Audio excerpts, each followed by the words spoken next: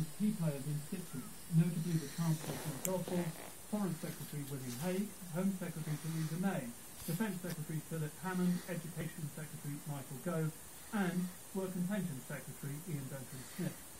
In this case, though, Ian Duncan-Smith staying at his department wasn't actually what David Cameron had in mind.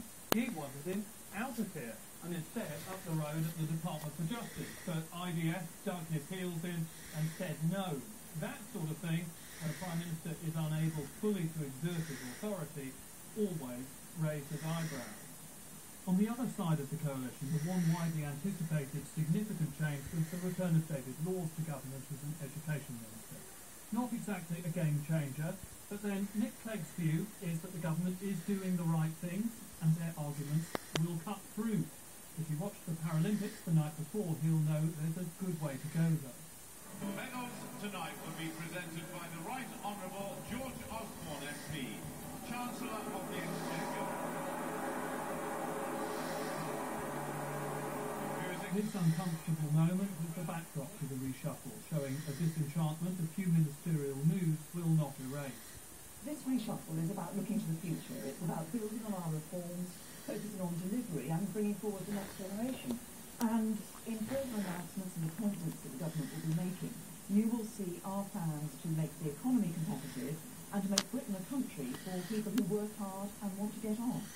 All in all, there was more than enough controversy in the reshuffle for MPs to chew on, and don't forget the Cabinet was supposed to be the easy part. When it comes to the lower-ranking ministerial positions, David Cameron knows he has many more MPs hungry for advancement than he can possibly satisfy.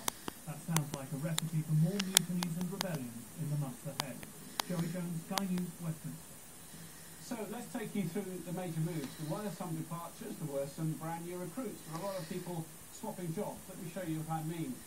First up this morning, there was a discussion about whether or not Andrew Lansley would survive in health, and we got the answer quite quickly in the day. The answer was no, he would not. He was going to depart that portfolio, and Jeremy Hunt, the former Culture Secretary, is the new Health Secretary of State. Now, Lansley doesn't lose out completely.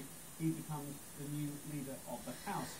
Ken Clarke was much speculated about this in the weeks leading up to this reshuffle.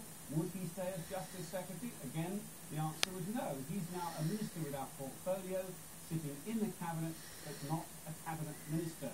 His expertise, though, and his years as a Chancellor, presumably will be useful intelligence for the Tories to put to their use in coming years. Chris Grayling is the new Justice Secretary. He's moving up from that junior post he held at the Department of Work and Pensions. Another promotion to tell you about now, Theresa Villiers, also moving up from a junior post. She's moving from Transport up to Northern Ireland Secretary of State. Andrew Mitchell making a slightly different sort of change. He goes from international development to the increasingly important post of Chief Whip. Why is it important? Well, there are some recalcitrant and naughty Tory MPs who are doing shocking things like not voting for the government. So he needs to sort them out. I think that's the plan there.